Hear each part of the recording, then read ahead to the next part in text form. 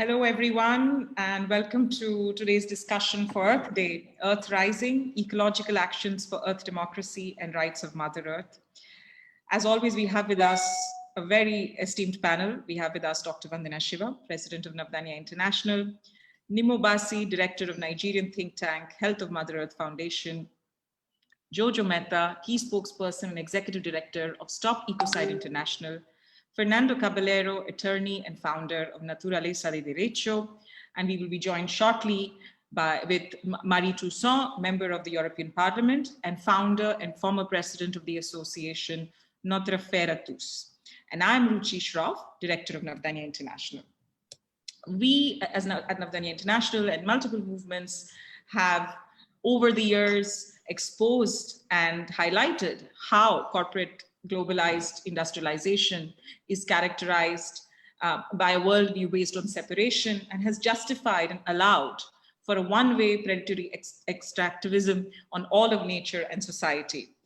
And this is a process that has systematically dispossessed communities of their rights, their territories, knowledge, and ways of life, which respect ecological relationship and boundaries, and then to gather profits from that which has been stolen and shut from the communities.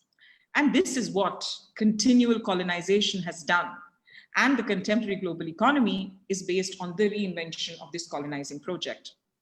It is this paradigm that has now directly led to the steady environmental degradation, extinction and disappearance of species, the climate emergency, in other words, ecocide. On this day last year, we launched the Earth Day communique with the Health of Mother Earth Foundation and Naturaleza de Derechos in partnership with over 500 organizations in response to the pandemic.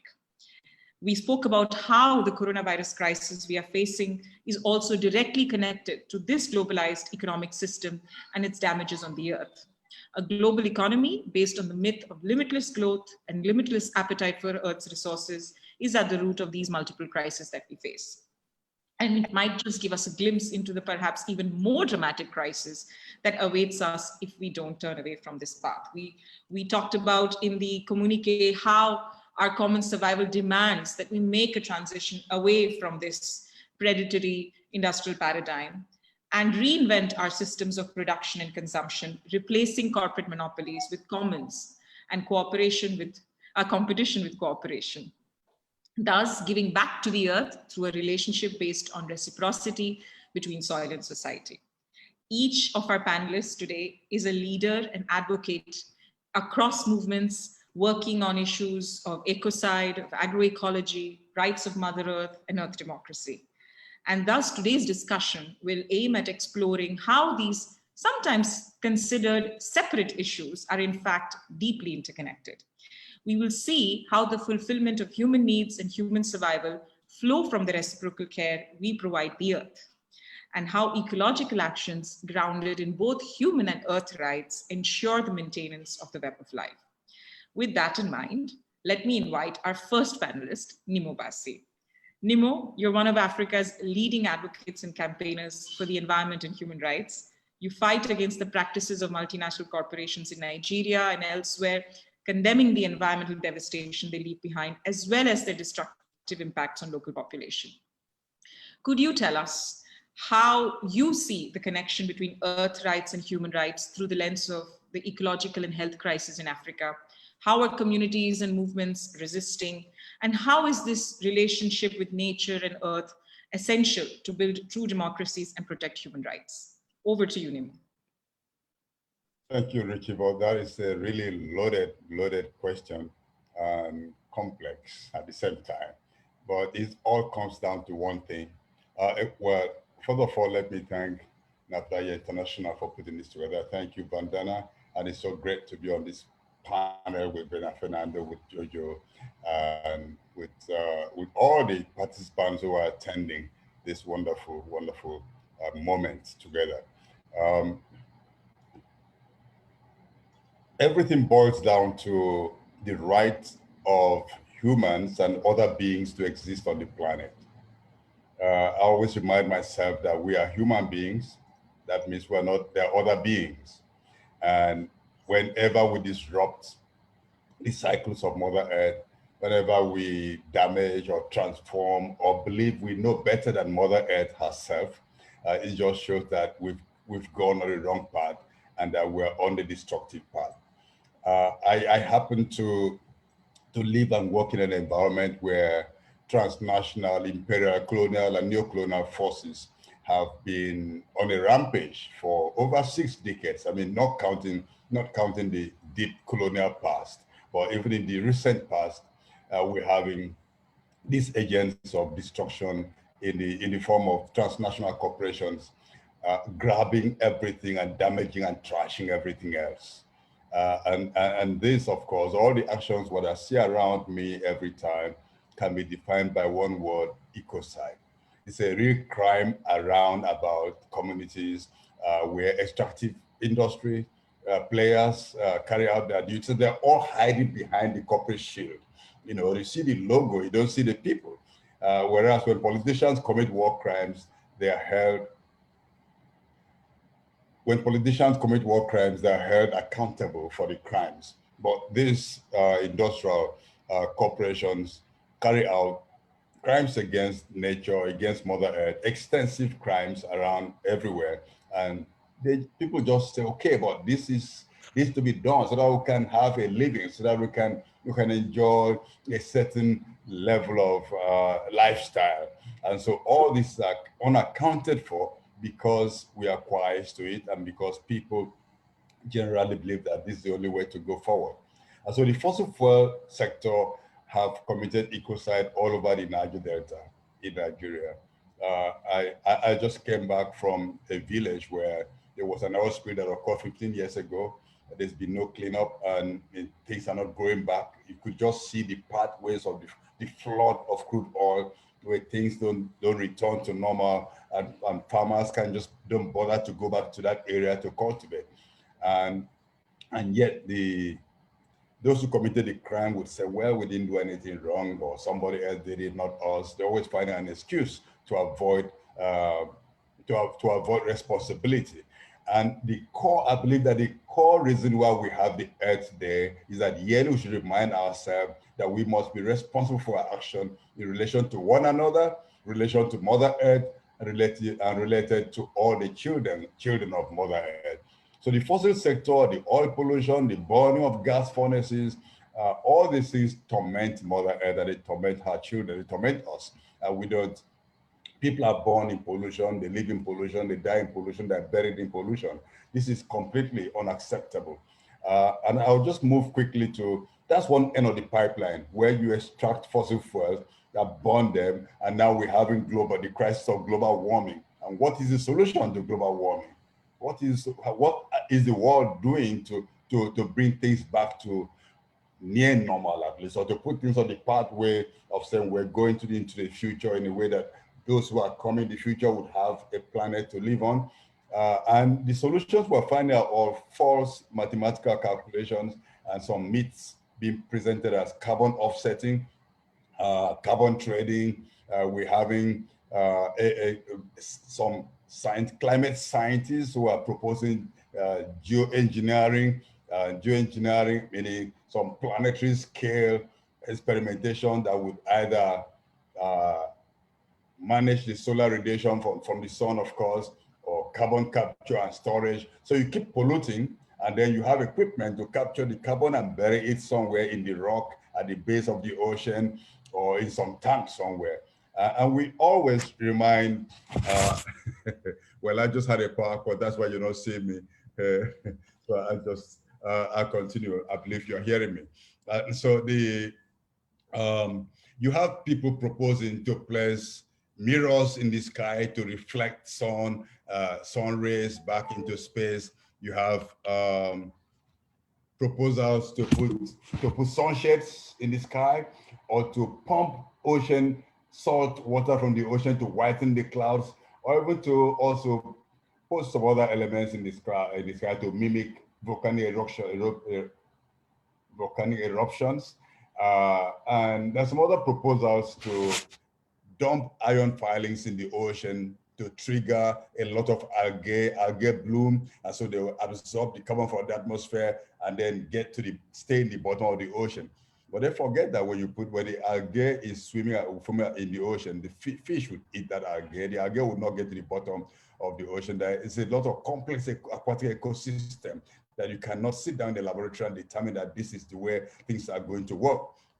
Things don't work that way. Then we also have plans to genetically engineer trees where the leaves will be white, so they can reflect all the radiation back into space. Or you could have trees that are so rich, so enhanced, the photosynthesis is so enhanced that they will produce more carbon, and then with deep roots, they can take it right down into the soil. These are fantastic ideas, but they're just ways of proposing to further damage Mother Earth and damage the planet that we live on. Because none of this can be carried out. None of these experiments can be tested in a small scale. They have to be tested in a planetary scale. And this kind of testing would not respect national boundaries. And there's no serious regulation about this. Even the Convention on Biodiversity has been tackling, trying to handle geoengineering issues, but there's really no concrete outcome right now. And so you're going to have situation where nations who are not engaged, or corporations who don't have the authority of humans, authority of nations to carry out this kind of experimentation, could do things in space that will affect everyone. And from computer modeling that we are aware of, some of these geoengineering experiments they're going to put Africa at a very high risk, more floods, more droughts, and just making life impossible for people. Then just quickly moving to the issue of hunger politics. In Health of Mother Foundation, we work on fossil politics, which covers what I just spoke about. We also work on hunger politics, asking the question, why are people hungry when there's enough food in the world to feed the population? And so we have continuously protagonists of food aid, or those who are proposing, promoting industrial agriculture, always underestimating the capacity of small-scale farmers, of farmers working in agroecology, family farmers from feeding the world. These are the people who are feeding us.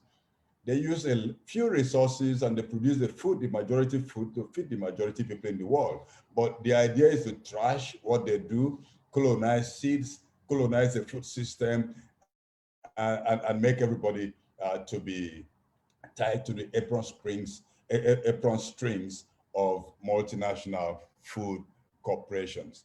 And besides this, there's also I know Navdanya has been campaigning on this for years. The proposal about genetic engineering, that is the only way to feed the booming population in the world. You're going to have so many billions of people in Africa, and you're going to feed them. You know, the booming population actually is also a failure of the system, a failure of the policymaker, because if you have education in Nigeria, we're told that by 2050, we're going to have maybe 400 million people, and it's a big fat lie. It's not true, except the system totally collapses. If there's education for the young people, they're not going to have children from the age of 12 or 15. They're going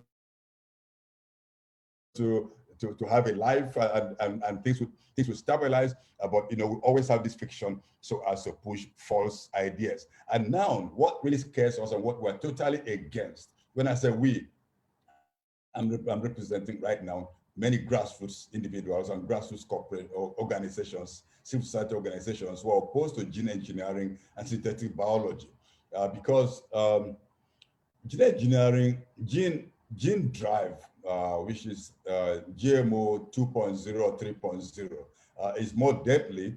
Is not precise science. Vandana could talk more about this more precisely. This is not precise science. When human beings manipulate things at that level, they are not quite sure. No one is quite sure exactly how DNA material, genetic materials interact with each other, because you have ecosystems at micro level, you have ecosystems at macro level, and humans just have to be humble enough to accept that we don't yet know everything about Mother Earth, about nature, the complex ecosystems. And small things can trigger ecocide at the micro level, and that's the worst kind of ecocide, I think, although we may not see it with our eyes.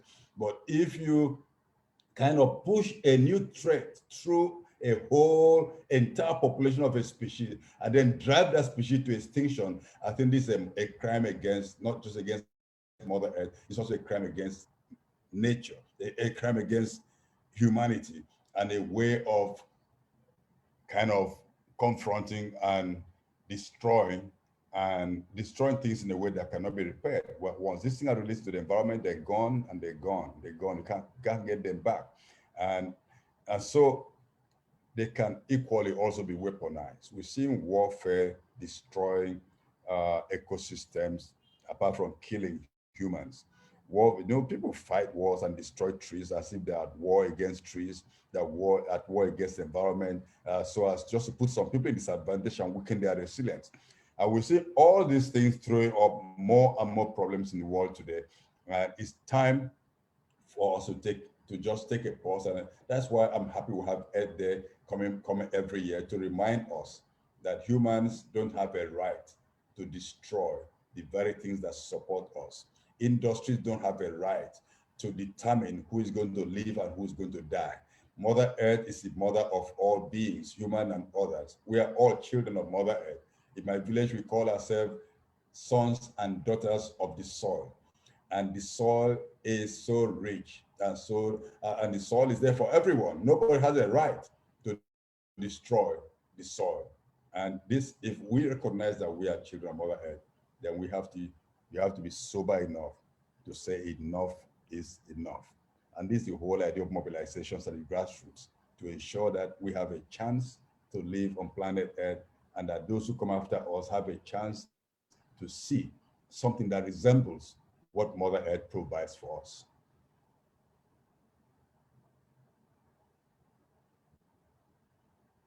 Thank you so much, Nnimmo. Indeed, and thank you for reminding us that we are all children of Mother Earth. And indeed, this is this Earth Day for us to remember that we must be responsible for our actions in relation to one another, Mother Earth, and all the children of Mother Earth. And we have to be humble enough to accept that we don't know everything about the Earth, let alone predict or manipulate it without consequences. Thank you, Nnimmo, for reminding this. I now move to Fernando. Fernando Cabaleiro, you're a lawyer and a member of the NGO Naturaleza de Derechos in Argentina, which is a space for legal creation and discussion in defense of biodiversity, multiculturalism, human rights, and nature, and oppose extractivism in Argentina. You've been particularly involved in denouncing the corporate capture of our food systems and the harmful impacts of agricultural companies like Monsanto in Latin America. Fernando, could you, from a legal point of view, explain to us why nature should be recognized as a subject of rights? Are there already existing legal mechanisms that recognize the earth as a subject of right? And how do you see this connection between earth rights and human rights from the lens of ecological and health crisis in Latin America? Thank you, Fernando. Over to you. Muy buenos días. Un saludo enorme ahí para Vandana, para Jojo, para Mari, para Nnimmo. Un gusto enorme estar aquí compartiendo este día de conmemoración del Día de la Tierra. Yo básicamente, voy a hacer un breve señalamiento desde la perspectiva jurídica y de lo que tiene que ver esta etapa actual del derecho que estamos viviendo, que se relaciona justamente con los derechos de la naturaleza y esa construcción que se está haciendo desde la sociedad civil. Hi, everyone. Thank you so much for having me here. A special hello to Vandana, to Jojo, to Nnimmo, to Marie. So I will be doing a conceptual presentation over the different stages of the development of the law and kind of ending with the rights of Mother Earth and how they're linked to human rights. Bueno, en ese proceso histórico podemos señalar que hay una primera etapa del derecho donde los valores jurídicos que se pusieron sobre la mesa tenían que ver con la libertad y con la dignidad y autonomía humana frente a lo que eran los avasallamientos de las monarquías absolutistas en la Edad Media. Después tenemos una segunda etapa del derecho, que el valor jurídico era el desarrollo de la persona humana en forma integral y que dio lugar al reconocimiento de los derechos económicos, sociales y culturales, principalmente a partir de la Segunda Guerra Mundial. First stage of the development of the law is linked to the need to recognize legal values such as freedom, dignity, and human autonomy in the face of the absolute powers of the monarchy during the Middle Ages. Then, in a second phase of the law, the judicial value considered was the integral development of the human person. That is the stage of the recognition of social, economic, and cultural rights after the Second World War. Luego viene una tercera etapa del derecho que se vincula con los derechos colectivos y la necesidad de reconocer la legitimación basada en los intereses difusos, no ya solamente sobre los derechos subjetivos que se relacionan con los bienes colectivos como el ambiente. Esta etapa también la podemos identificar como la etapa de los derechos de incidencia colectiva, que incluye los derechos de las personas humanas frente a estas nuevas relaciones de consumo que provocó la fuerte mercantilización de los bienes y servicios, que son los llamados derechos de los consumidores y consumidoras, ¿no? Esta es la característica de esta tercera etapa del derecho. Then came a third stage linked to collective rights and the need to recognize legitimacy based on diffuse interests related to collective goods, such as the environment. It is also called the period of collective rights, which includes the rights of human beings and their consumer relationships in the face of the commodification of goods and services, the much loved and much quoted consumer rights. Y luego tenemos una cuarta etapa del derecho que para algunos, la asocian con la era digital, pero me parece que es más importante asociarla con los valores jurídicos que se han puesto en análisis y que están relacionados con la segregación y los procesos injustos y de discriminación que han padecido determinados grupos, ¿no? Como los pueblos originarios, los movimientos campesinos y las mujeres. Es un proceso que todavía está en proceso. The fourth stage of the law, most people reference its development to the digital age, to the development of technology, but it's more so linked to the stages of law that we're analyzing now. And it refers to the legal values that are linked to human groups that have been severely historically segregated or have been victims of serious discrimination or marginalization, such as indigenous peoples, peasant movements, and women.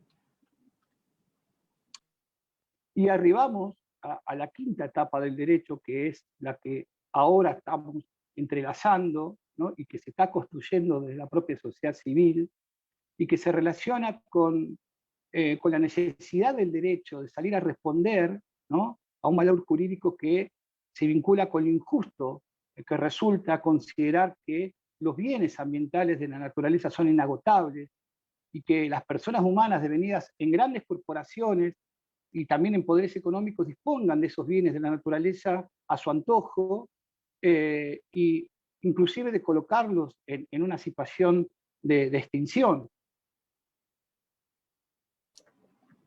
And now finally, we've reached the fifth stage of law, which is related to today's topic.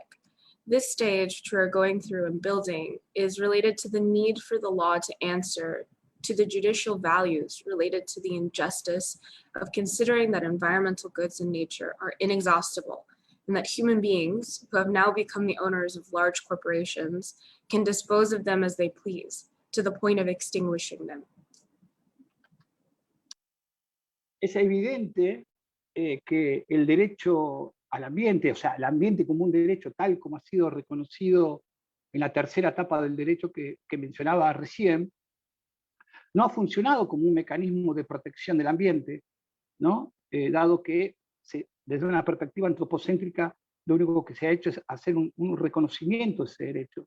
Por eso surge una necesidad de salir desde el derecho a responder a esa situación que se genera, ¿no? De menoscabo al ambiente y provocados por las grandes corporaciones y los poderes económicos que han promovido en los últimos años un círculo vicioso que es promover y estimular el consumo, ¿no? Con eso también aumentar los extractivismos, la contaminación, en el afán de, bueno, de una acumulación y aumentar sus ingresos económicos. Y ese círculo vicioso lo que ha hecho es colocarnos en la situación actual que se encuentra el planeta, con una crisis climática y ahora pandémica. Y lo peor de todo es que en la pospandemia, o mejor dicho, no habiendo salido de la pandemia, ya están proyectando continuar con las mismas lógicas y ahora, bueno, bajo el lema de las falsas soluciones.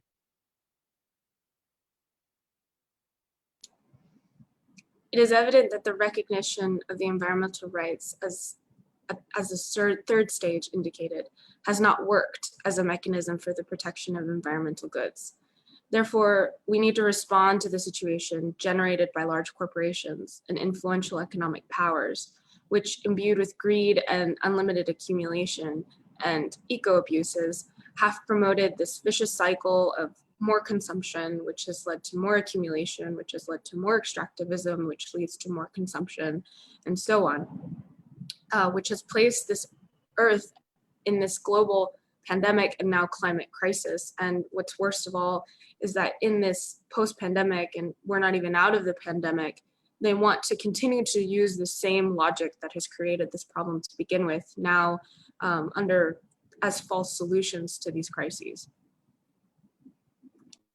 Por eso en esta etapa del derecho es importante avanzar con dos medidas concretas.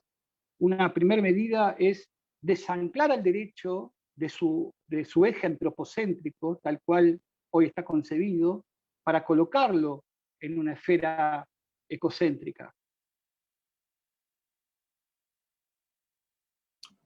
Therefore, in the face of this process, it's important to respond with two very concrete measures. First, it's the law, which begins to see as unjust this vicious cycle that causes the ruthless treatment of nature, and it sets its necessary limits. And for this, it's important to unanchor the law from an anthropocentric axis to put it in an ecocentric framework. This is the first step. Y como segunda medida, y ya desde una perspectiva del pensamiento crítico del derecho, es desanclar al derecho desde, digamos, de que funcione como un mecanismo de control social tal cual viene funcionando en la actualidad en estas democracias que se han vuelto funcionales al capitalismo. Y esto es así porque las grandes corporaciones, los grandes capitales extractivistas son los que ejercen, digamos, o sea, presión, formando lobbies, inclusive financiando a los partidos políticos, financiando a los gobernantes, inclusive financiando políticas públicas, ¿no?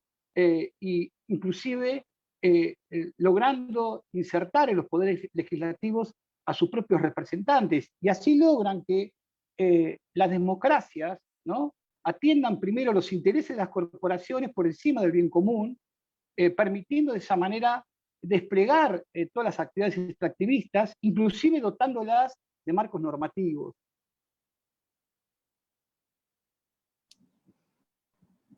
But also, as a second measure, coming from a critical view of the law must be unanchored from being a mechanism of social control, as it has been and continues to be used in today's democracies, which has now become fully functional to capitalism, as large corporations have become pressure groups that, through lobbying or financing of political parties or direct financing of rulers, including financing public policy pushes and making judicial mechanisms work in their favor.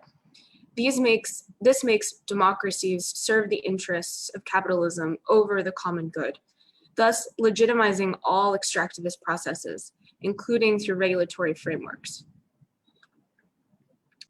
Y bueno, en esta etapa del derecho, el reconocimiento de la naturaleza surge como una necesidad para ponerle límites, ¿no?, a las corporaciones y a los extractivismos. La forma, el sello jurídico para transformar a la naturaleza como un sujeto de derecho reconoce tres fuentes. Puede ser por una reforma constitucional, tal como ha ocurrido en Ecuador, o a través de una ley, como ocurrió en Bolivia, más allá de, bueno, de ciertas contradicciones que después me gustaría por ahí ampliar en el caso concreto de Bolivia, o a través de fallos judiciales, como ha ocurrido, por ejemplo, en Nueva Zelanda, en la India y en Colombia, ¿no? Concretamente, el caso de los ríos. Therefore, the recognition of nature as a subject of law is the axis of the fifth stage of the development of the law, and it has three possible sources of creation. First is as a constitutional reform, as was the consequence of a transformed political process in Ecuador. Also through an act of Congress, as was the case in Bolivia, which we might expand on later, or through a judicial process, as has occurred in New Zealand, India, or Colombia. En Argentina, como ninguna de las dos primeras opciones ha ocurrido, desde Naturaleza de Derechos y otros espacios, se ha recurrido a la justicia para que en un caso concreto del río Paraná, que es uno de los ríos emblemáticos de la cuenca del Plata y de América del Sur, estamos solicitando para que se lo reconozca como un sujeto de derecho. No obstante, la Corte Suprema de Argentina, y quería un poco contarles lo que está pasando por esta región, la Corte en 3 casos judiciales relacionados con el agua ha comenzado este camino del reconocimiento de la naturaleza como un sujeto de derecho. En un primer caso, donde nosotros hemos intervenido como abogados, la Corte reconoció el acceso al agua potable como un derecho humano, pero también dijo de que la protección del agua es fundamental para el mantenimiento de la naturaleza como sistema y mantener también su capacidad de resiliencia. Luego, en un segundo fallo, estableció de que la regulación jurídica del agua tiene que ser ecocéntrica.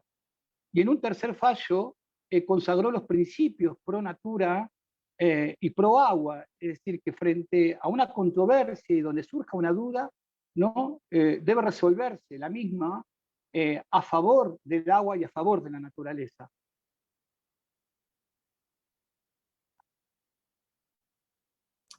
In Argentina, as neither of the two first options has occurred, neither like the judicial the constitutional recognition of the rights of Mother Earth or a congressional movement, we have decided to raise it before the courts. And this is directly related to the River Paraná, which is a fundamental and very important river in Argentina. The Supreme Court of our country has already given important notices to advance in the recognition of nature as a subject of law in 3 judicial cases related to water. By considering water an essential element for the functioning of nature as a system and its essential need for human survival and its capacity for resilience. And on a second stage, it proposed an ecocentric view of water. Then it also recognized the principle of pro-water and pro-nature. That is, in case of doubt, any judicial case must be resolved in favor of nature and of water. Y comparto totalmente cuando se dice que los derechos humanos dependen de los derechos de la naturaleza.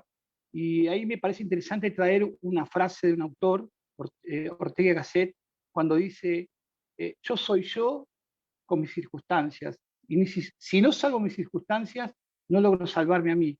Y eso de alguna manera es lo que está ocurriendo hoy, ¿no? Es decir, la humanidad está en un punto de inflexión frente a esta pandemia, ¿no? Y todo lo que está sucediendo con la crisis climática. Si no logramos, digamos, salvar a la naturaleza, muy difícilmente la humanidad podrá salvarse. Y seguir pensando a los derechos humanos como compartimentos estancos, separados de la naturaleza y de su situación crítica, es prácticamente como firmar un cheque en blanco al ecocidio que están provocando las grandes corporaciones del capitalismo. Finally, it's quite true that human rights depend directly on the rights of nature. This is very much so. There's this very interesting phrase of this author, Ortega y Gasset, who says, I am me and my circumstances.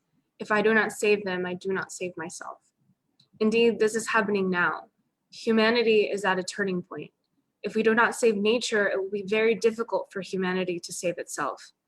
Continuing to think of human rights as watertight compartments separated from the critical state of nature is like signing a blank check to ecocide being caused by large corporations of the capitalist system. Y ya para finalizar, lo importante a destacar de esta etapa del derecho, como ha ocurrido también en las anteriores, es el rol fundamental de la sociedad civil, que la vemos claramente en un ejercicio, una democracia comunitaria, asamblearia, directa, ¿no? En la Argentina y en Latinoamérica lo vemos en los pueblos con los pueblos fumigados, los pueblos contra la megaminería y contra los extractivismos, y que podemos decir que, bueno, que se empezó a entender y valorar casi como un legado la cosmovisión sobre la vida y la naturaleza de los pueblos originarios. Y en ese entendimiento también la sociedad civil se ha convertido en guardiana de los bienes de la naturaleza, ¿no? Pensando en las generaciones futuras. Y ese rol de la sociedad civil es muy digno, que hay que destacar, ¿no? Porque de alguna manera es la praxis que hoy, en esta quinta etapa del derecho, es una praxis revolucionaria, que está propugnando este cambio del paradigma del derecho, ¿no? de una mirada antropocéntrica a una mirada ecocéntrica, y sacar al derecho como un mecanismo de control social para colocarlo en un mecanismo para ponerle freno a los ecoabusos de las grandes corporaciones y no ya solamente a los abusos de los estados. Y bueno, eso es algo que indefectiblemente está sucediendo y en buena hora. And finally, to conclude, is to highlight the important role that civil society has to play in this exercise, particularly in participative and direct community democracy, which we are starting to see pop up all over the place in small communities as they make decisions based around these new paradigms of law. And we're beginning to understand and value as a legacy the cosmovision of nature and of life of these native peoples, that at the same time identify themselves as the guardians of the goods of nature and bear in mind the rights of future generations. This is a very worthy role that civil society has that we have also started to assume.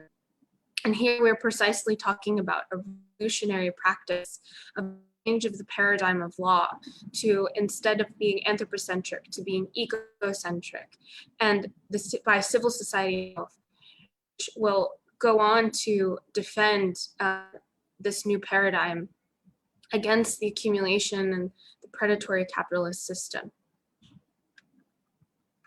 Bueno, y ya para finalizar, quería solidarizarme justamente con el pueblo de Andalgalá, aquí en Argentina. Cuando hablamos de la importancia de la sociedad civil, es un claro ejemplo, ¿no? El pueblo de Andalgalá está siendo hoy agobiado por un emprendimiento megaminero y hay inclusive 12 personas detenidas que son presos políticos.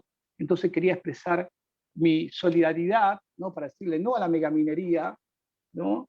Y bueno, mi solidaridad con el pueblo andalgalense. And finally, lastly, I would like to express my solidarity with the community of Andalgalá, who is now being persecuted, harassed, and who are protesting against a megamine that's being planned and executed in their territory, and to the point where they now even have 2 political prisoners. So I would like to end by showing solidarity with them. Thank you so much, Fernando. Thank you so much. And thank you for the important point that continuing to think of human rights as watertight compartments separated from the critical state of nature is like signing a blank check to Ecocide, indeed. And I think the very important point that you and others made is that it is, from a legal perspective, important to unanchor the law from an anthropocentric axis and put it in an ecocentric framework. Thank you for bringing it. Thank you for talking to us today, and we will come back again for discussions and questions. I want to remind the attendees that if you have specific questions for panelists, please put them in the question and answer box. Thank you. We now come to Jojo Mehta. Jojo, you are the co-founder and executive director of Stop Ecocide and coordinate between legal developments, diplomatic traction, and public narrative. You are the chair of the charitable Stop Ecocide Foundation and the convener of the independent expert panel for the legal definition of ecocide. Through your work, you advocate for the recognition of ecocide as a crime, which would be a key potential solution to address the climate and the ecological crisis. Jojo, could you present and describe to us the international campaign on ecocide? And also, if you are, can you give us examples of local actions to criminalize ecocide or give rights to nature? What effects have they had on the ground? Thank you, Jojo. Over to you. Thanks so much, Ruchi. It's such a pleasure and honor to be here. Now, ecocide as a crime is something that we perceive at the Stop Ecocide Foundation and campaign as a kind of a strategic, very precise intervention that can help to shift the cultural and legal attitudes in the kinds of directions that have been outlined by Fernando and Nnimmo as being very key and necessary in terms of shifting the perspective on how we treat nature, how we treat each other, and what importance we give legally to nature. And this is for a number of reasons. I would like to just briefly begin by honoring the person who has probably more than anybody had her name associated with the understanding of the word ecocide and the criminalizing of it, and that is Polly Higgins, who was my dearest friend and colleague. And today, particularly, we remember her because she died 2 years ago today, having dedicated the last 10 years of her life to taking forward a crime of ecocide, to establishing a crime of ecocide at the international level. And perhaps just to introduce the route that we're taking, before I go on to more about the potential benefits of criminalizing ecocide. We particularly approach it from at the International Criminal Court, so at the international level.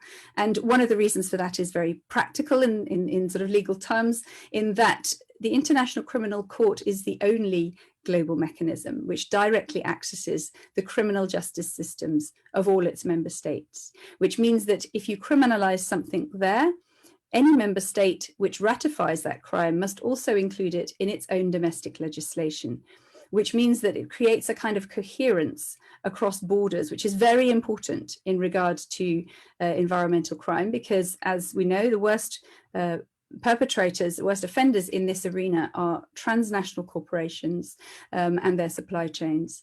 And they often have the ability to potentially hop jurisdictions according to, where the laws are more lax.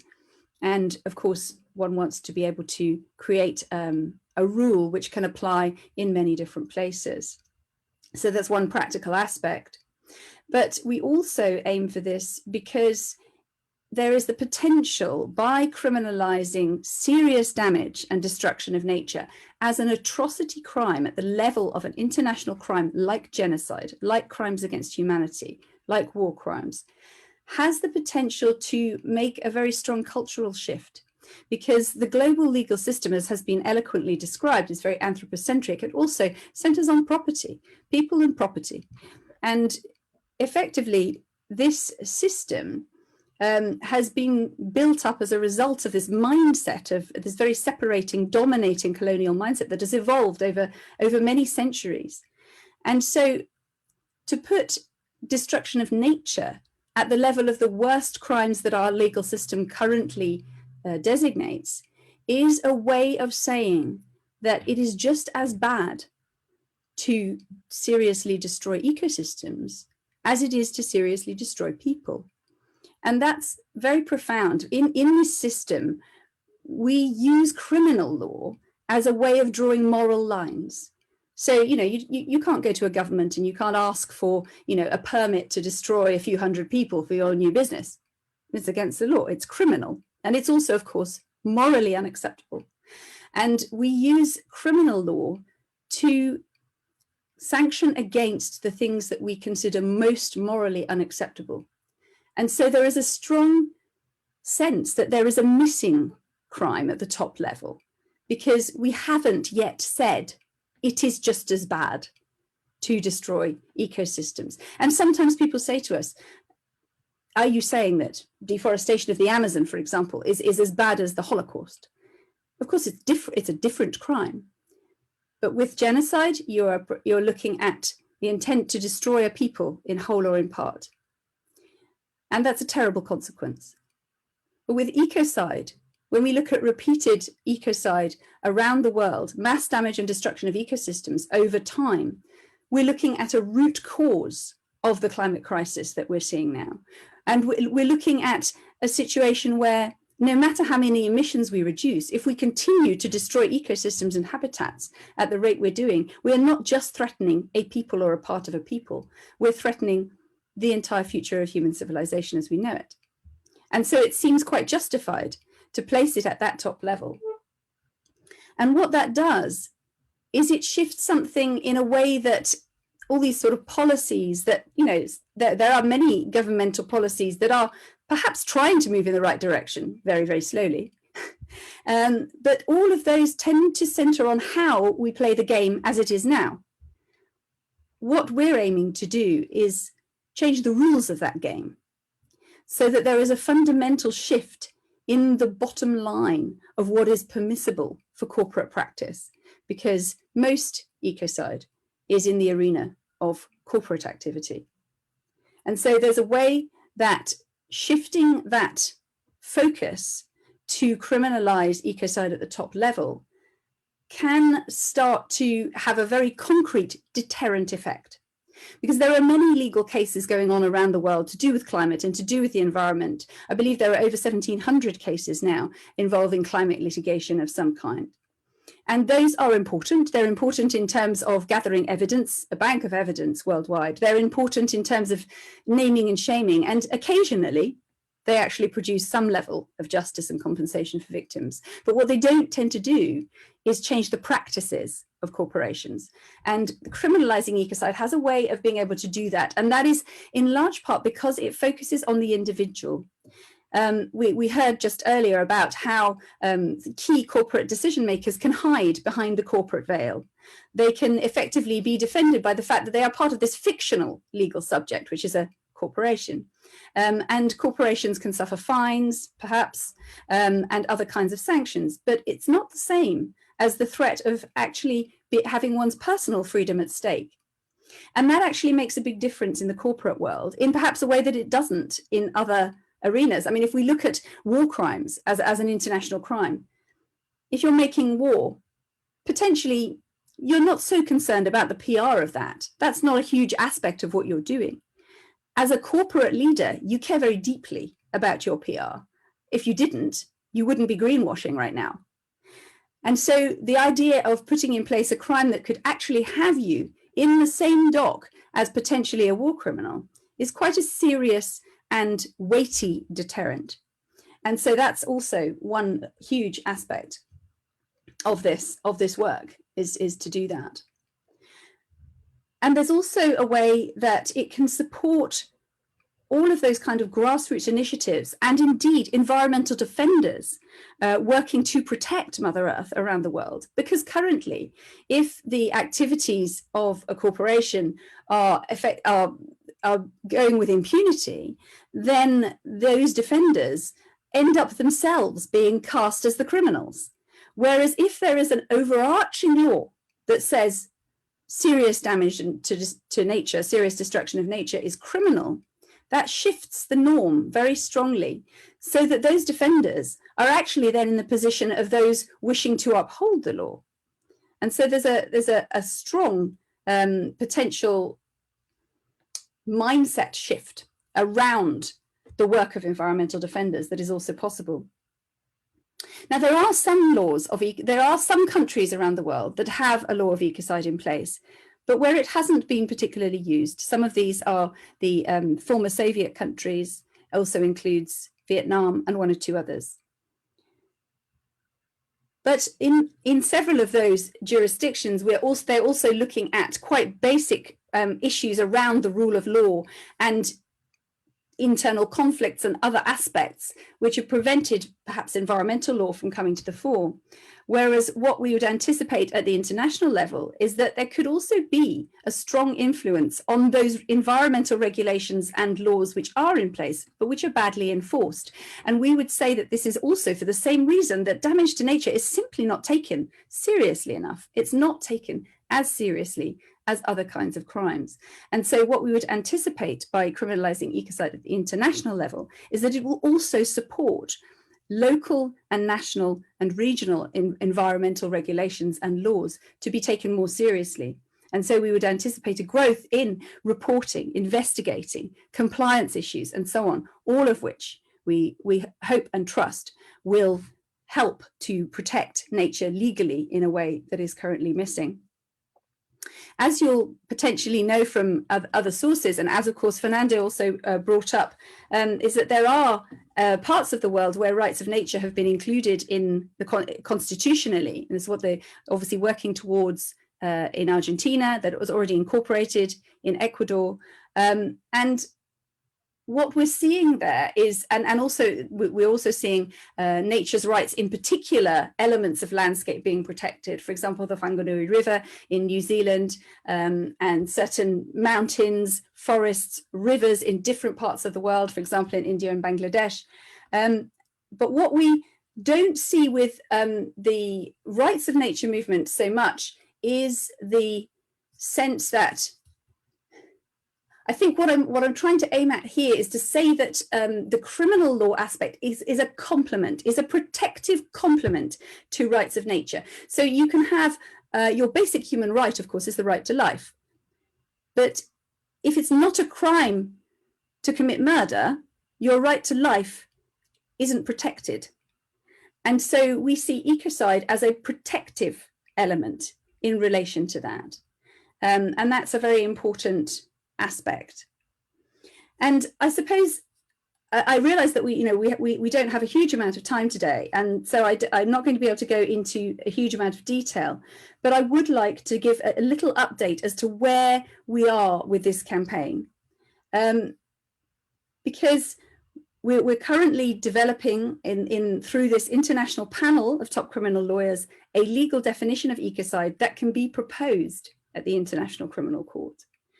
And so that definition is currently in the process of being drafted, and we are aiming for it to emerge at the beginning of June and to be launched in June. And at the same time, there is an increasing interest at the political level in this possible crime. And there are already 8 member states of the International Criminal Court which have a publicly recorded interest in this conversation. And as you'll hear more from Marie Toussaint, there's also an increasing number of parliamentarians around the world who are interested in taking this conversation forward. In fact, Marie is probably better qualified than I am, in fact, to answer in a way Richie's third question, which is about where these laws are developing on the ground, because there is a couple of very concrete examples, one of which is France, and I'm sure Marie will be able to update us a little bit on that situation.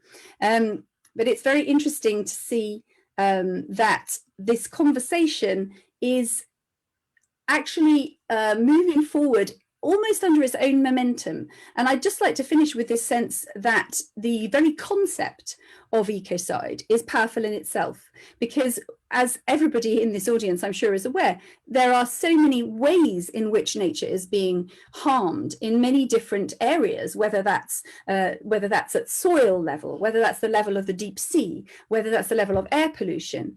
And so we all have this awareness that there is serious destruction happening in many different areas. And this term, this concept of ecocide brings all of those together in a sense that all of these are serious damage and destruction of nature. And I'd say the beauty, it's tragic of course, but the beauty of that, of understanding that word, is that you intuitively know that it's wrong, and that something should be done about it. It should be stopped. So there's almost a kind of impetus that's internal to the concept of ecocide, which in itself is helping this conversation to grow globally. And as that word becomes, is on more and more people's lips, quite directly, we receive more inquiries from politicians. We receive more, queries and questions and discussions and media interest and all of that around this concept. So as a parting word, I would just love to say and encourage everybody to talk about this word, to use ecocide as a word to describe the destruction of nature, to open conversations around this concept in whatever your network is, because we all have networks, big and small. And as you do that, I can promise that you are very concretely pushing the political dial. And we can see that because where we have communication teams on the ground, and that's now in 15 countries or more, we are finding that those are also the countries where the political conversation is growing. And that is very encouraging and empowering to know that the conversations that each one of us are having on the grassroots level is making a difference at the political level. Thank you. Thank you, Jojo, for that very interesting overview on not just the entire concept of ecocide and the importance of just the term ecocide. The usage of the term ecocide itself shows that it is something wrong, and how it complements the movement for rights of nature.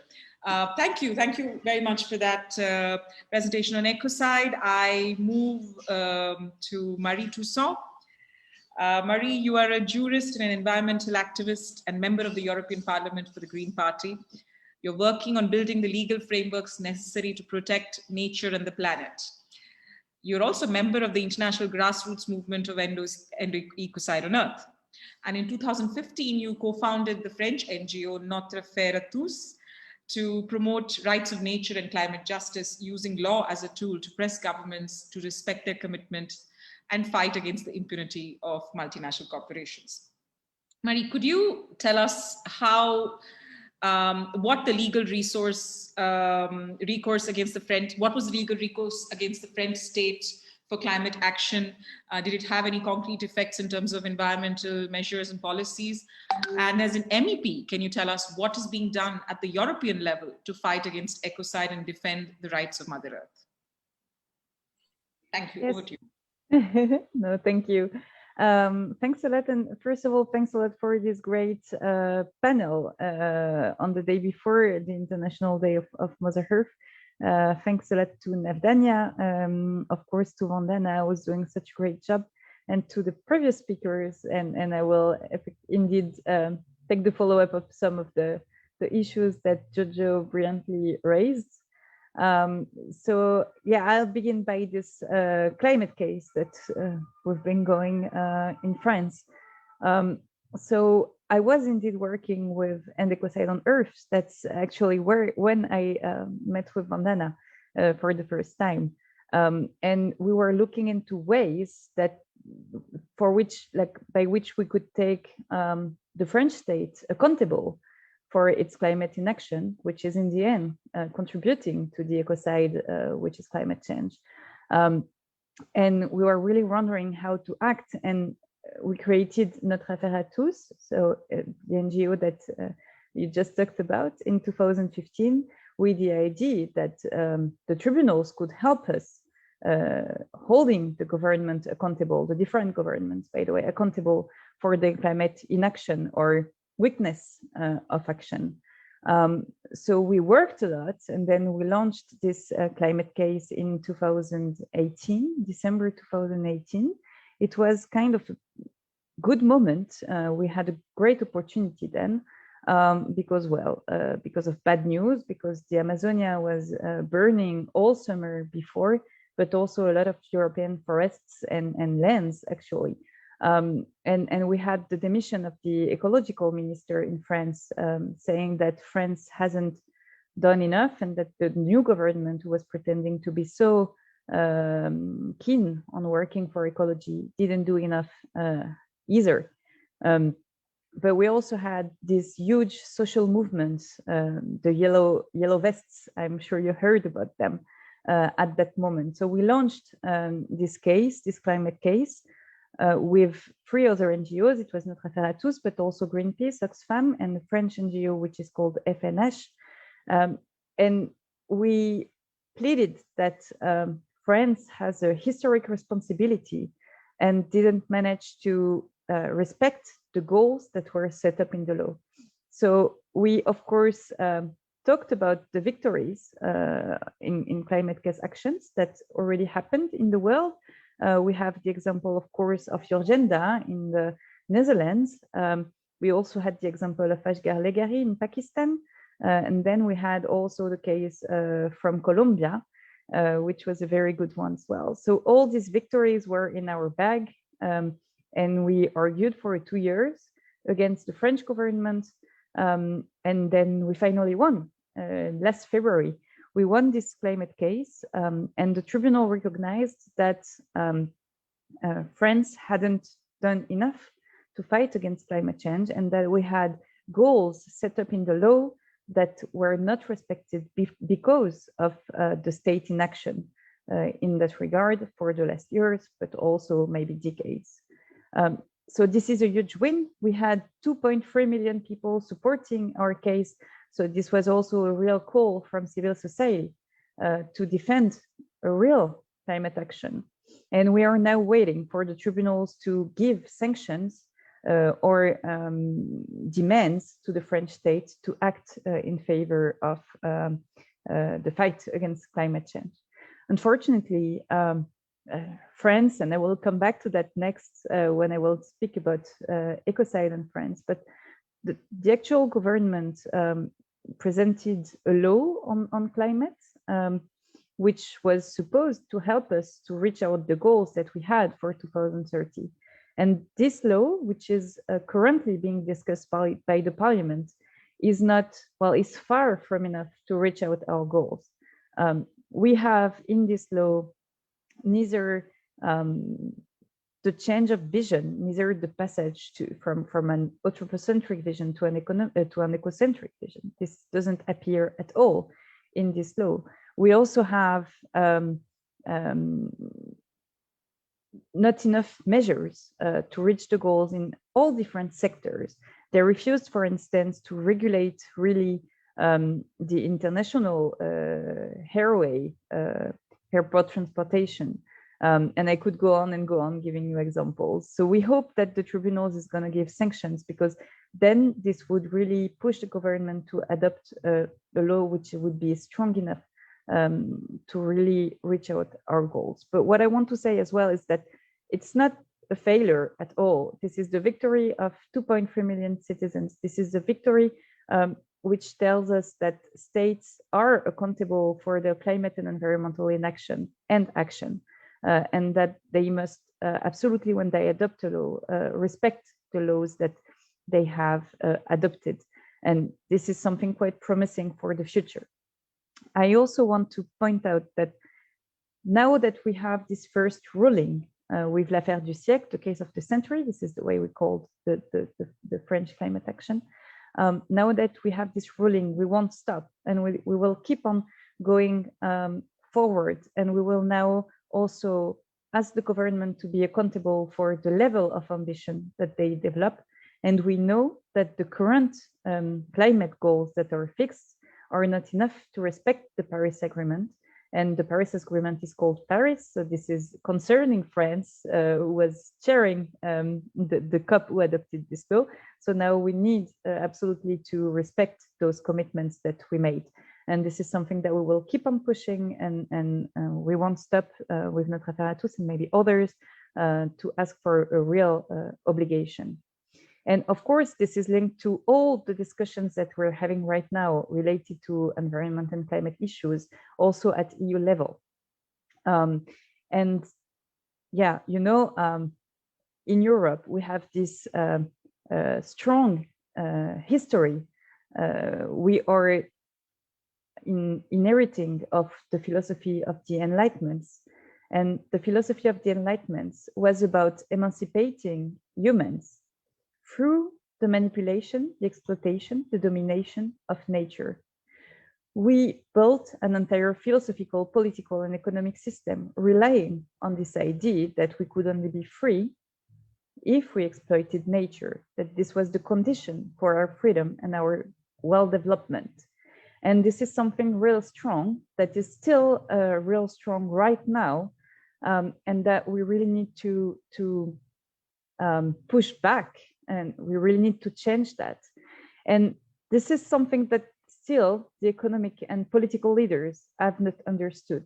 But I also have words of hope there, because we made a poll with the very serious poll institute Ipsos, which is a French institute for polling, which gave us the fact that 64% of Europeans within these polls are supporting the rights of nature.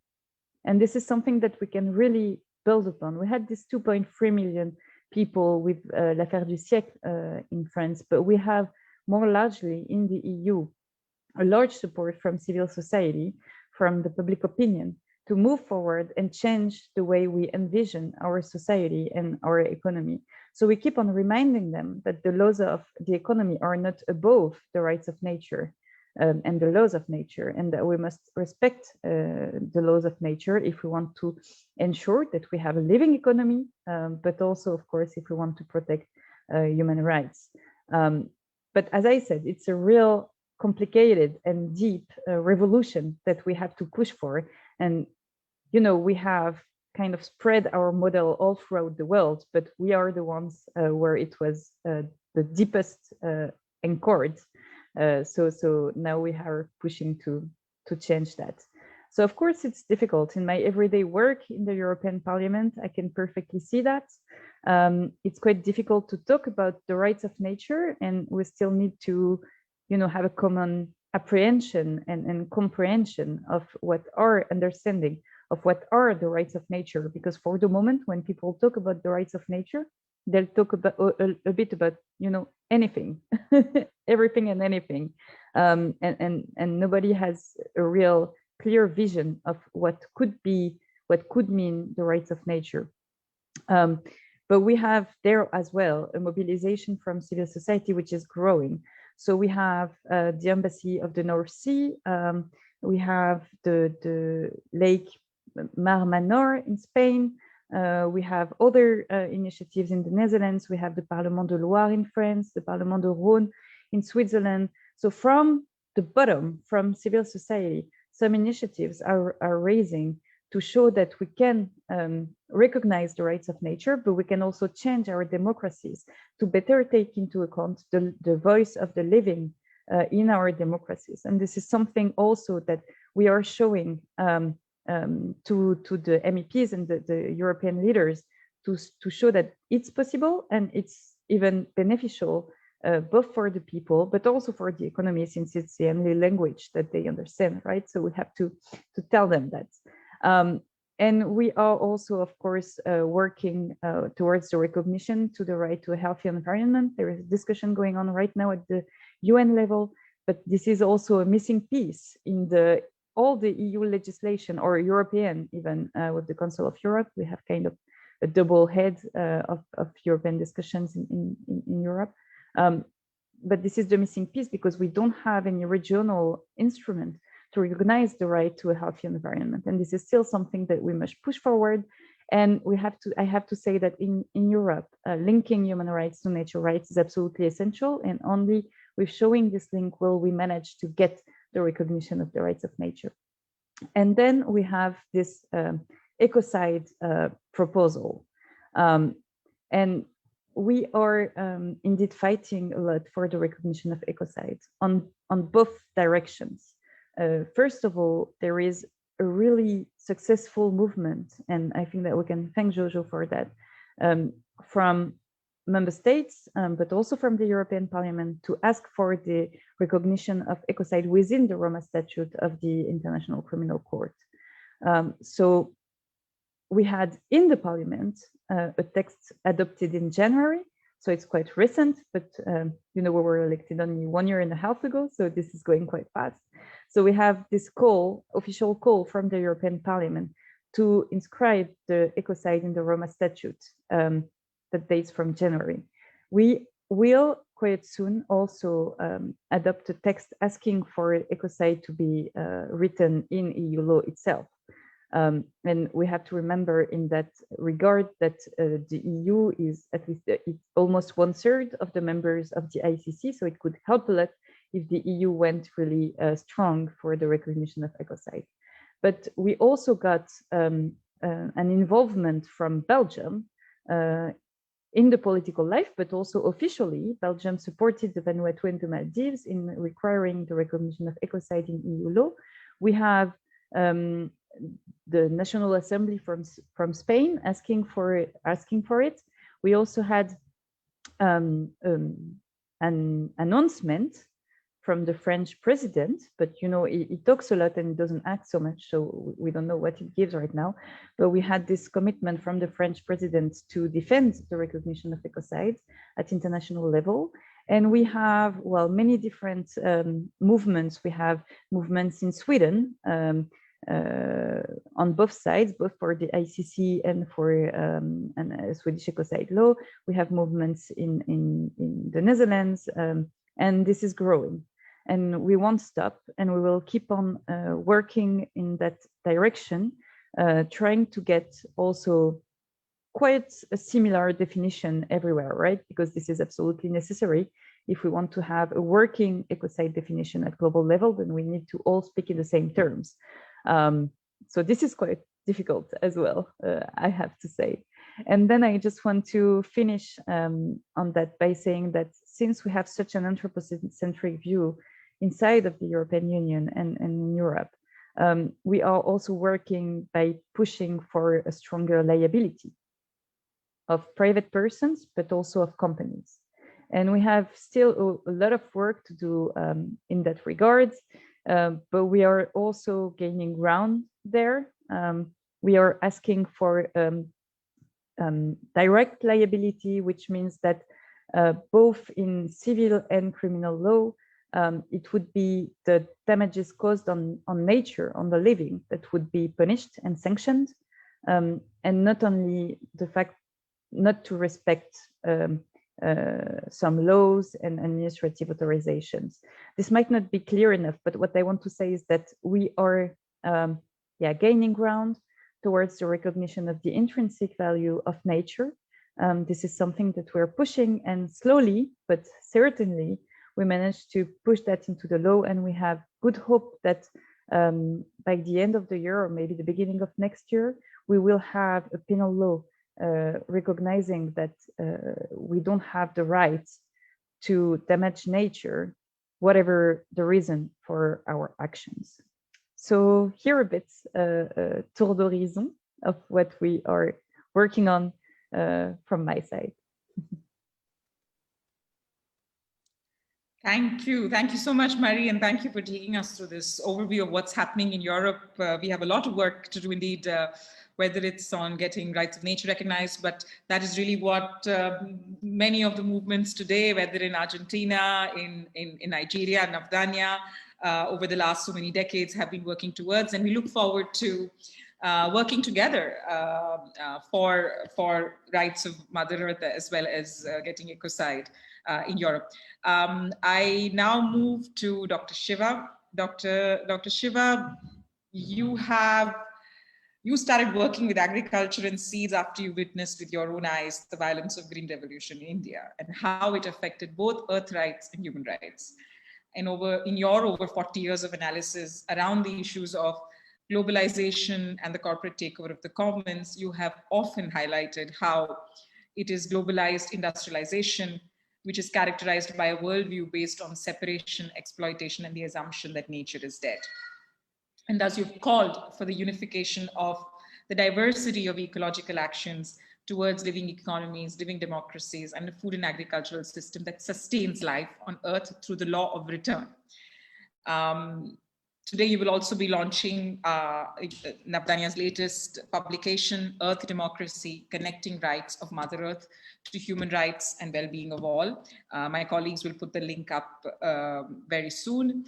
Dr. Shiva, could you explain to us what you call the monoculture of the mind has brought us to the crisis we are facing today, and how we can work to change paths and build a different future and how we can move from these ecological actions on the ground to Earth democracy on a global scale. Over to you.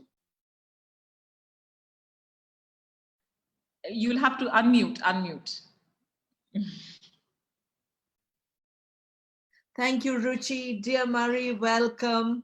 Jojo, Fernando, Nnimmo, to you and everyone listening, a very happy Mother Earth Day to all. And a celebration that 500 years of colonialism, 200 years of industrial capitalism, 100 years of a chemical toxic ecocide and genocide unleashed by the poison cartel and IG Farben, who were tried in Nuremberg, and out of that we got the human rights law. In spite of that, not only are indigenous communities still defending the rights of Mother Earth, and around the world, the movements for the rights of Mother Earth are going. I think what we need in the next few years is, as Marie said, undoing the separations of the so-called Enlightenment, which was really taking us into the dark ages, as far as our living on this living planet is concerned. What's called the Enlightenment in Europe was actually cotemporous with colonization. Yeah, it is the worldview that justified colonization. The idea of separation from nature, that the earth is dead. I mean, all the big names that are taught in schools and universities, the Bacons and the Descartes, the Locks and the Adam Smiths, the Hobbes, what were they working? They were working on this architecture, saying we are separate from nature and nature is dead. So for me, the rights of Mother Earth is removing those blinkers and recognizing nature's alive. The best of science recognizes it. That's why James Lovelock called her Gaia, after realizing she regulates her own climate. And therefore, in fact, climate pollution and the disruption of the Earth's climate systems and disruption of her cycles is a crime against Gaia. And that's where we should begin. It's a crime against Gaia because Gaia is living. All indigenous cultures recognize that. And they have their own ways of dealing with these crimes. But not only are we part of the earth and not masters, we are not superior. That's why anthropocentrism is another distortion. Just today I was reading, we worship trees and plants in India, the people, the neem, the tulsi. For us, these are sacred and they are fellow beings. And 100 years ago, a physicist, J.C. Bose, said that plants are sentient, they're sensible. Every nerve in the plant is as sensitive as the nerve in our bodies. And he talked about nonviolence in our relationship. Today I saw a New Scientist paper, we now figure out plants send out signals because they thought they were dead matter. Vegetation means dead, when vegetation, to vegetate, vegetable means to be alive. And now they say, we can put more sensors, because the farmers are stupid and we need to get rid of farmers, and these sensors will tell the farmers when the plant needs water, as if we haven't done agriculture for 60,000 years, 10,000 years in my land, 10,000 years in the Amazon. Because the earth is living, she has rights. Because the earth provides everything foundational, not junk clothing, not junk food, but the air we breathe, the water we drink, the food that nourishes us, the energy flow, all of this comes from the earth. And therefore human rights are a derived category because we are a subset of the earth family. And this is also the reason, and also the historic reason of colonialism, that every time there has been violence against the earth, and colonialism was a war against the earth, it was also a war against the local people. And you just have to read about the genocide of indigenous people of the Americas, 90% wiped out. So ecocide and genocide are one phenomena because humans are part of nature. And because the idea of superiority, separation and superiority doesn't just make a few human beings masters of the earth. Worse, it allows them to commit genocide against those they have decided are lesser beings. Women, don't forget, in early modernization of Europe, just when Enlightenment was being put in place, learned women were burnt as witches. We mustn't forget that history. That ecocide took place against women of Europe, and it's continuing. Femicide is one of the biggest killings, or indigenous people's killings all over the world, farmers' deaths, and of course, people of color, and killing in the name of religion. Each of these is a part of the disease of separation, and separation being turned into an hierarchy and superiority. And to me, the rights of Mother Earth cures the anthropocentrism, but it also cures the hierarchies and superiorities that are making human beings violent against each other, which seems to be an easier concern for many people. But we won't be able to solve it unless we begin again to realize we are part of one Earth family, diverse but equal.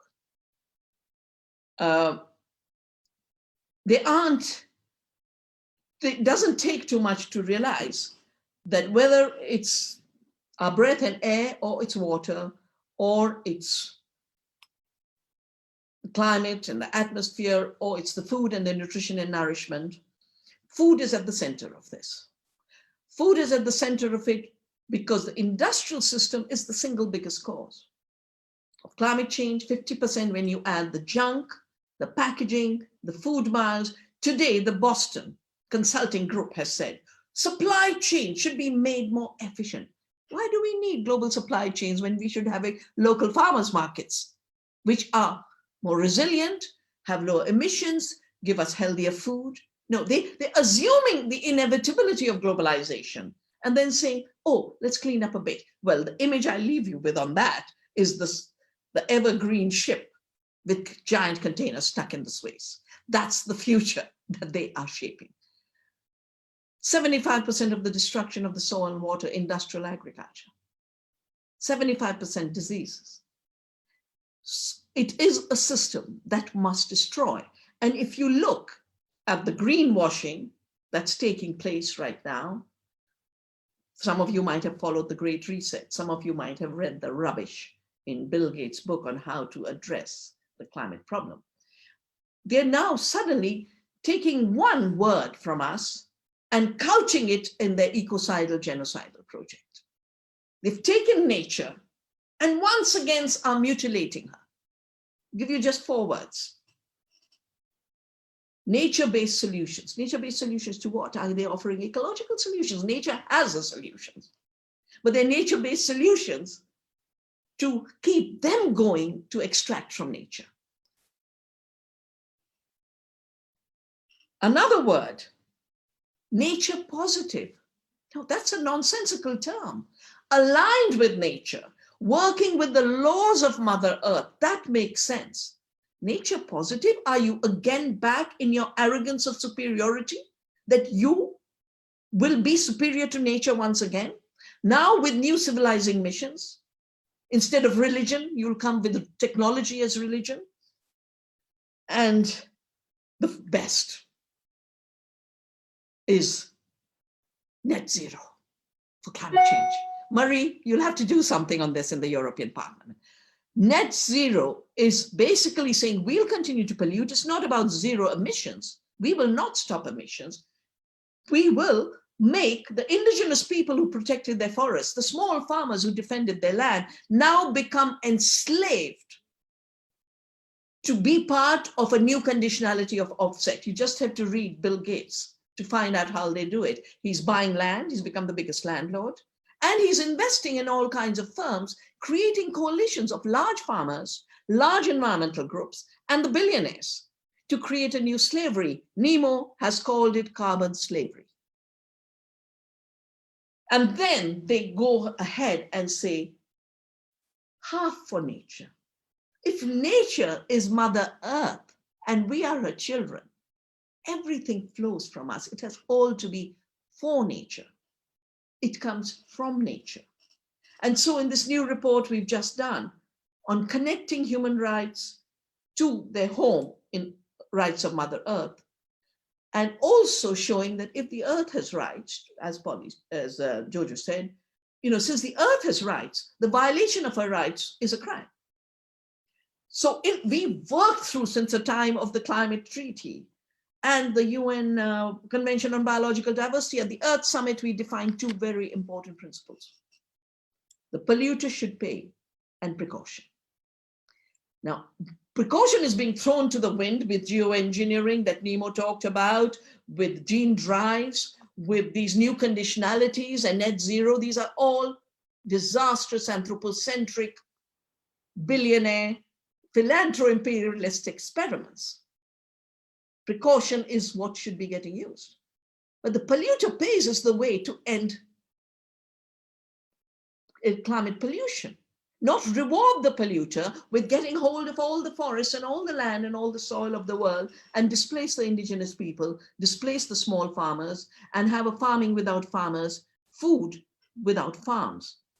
So they are preparing us for a world of total alienation from nature. Fake food made in labs when food is the currency that connects us to the earth. More in superiority rather than in humility. Say to the earth, we will take care of you, dear earth. And in giving back a tiny bit in the law of return, you will give us in abundance. The science is proving it. Navdanya's work over the last 3 decades has shown it.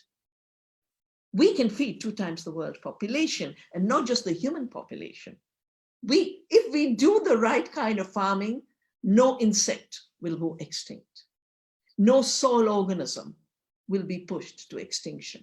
No poor person will be pushed to extinction through hunger and death due to hunger and famine. And please believe me, with the way things are going, the 1 billion who are already hungry are going to be much, much worse. The pandemic already has shown us that those who had chronic diseases because of junk food and bad food and ultra-processed food will be even sicker if the diet is a forced feeding of ultra processed food in labs. So I think this is both a dangerous moment, but also an amazing moment to sow the seeds of Earth democracy, realizing that we are part of the earth, that our freedom and the freedom of the last species, the last child, is one freedom. That's the true enlightenment. That's the true emancipation that we are all working towards. And for this, the 2 principles of nature that have guided our work in agriculture, that 80% of the food comes from small farms. That's what we have to protect, not promote the 20% of the bad food that is occupying 75% of the land, and they would like to occupy all of the land and displace the farmers. This monoculture of the mind is a militarized mind, but it is very rapidly getting married to corporate states and becoming a militarized surveillance mind. And this is our challenge, where every new technology, no matter in which sphere, is a surveillance technology. And we are becoming the new raw material. We are becoming the new mine. Our nature itself is being enslaved. We are the new colony. Our strength is diversity. And therefore, our economies have to be based on diversity. Our democracies have to be based on diversity. The local action, the national action, where willing governments are willing to put it into constitutional law, where courts are independent enough to be able to make decision. But I think what will create the momentum is what has created the momentum in any period of deep revolution, society at large.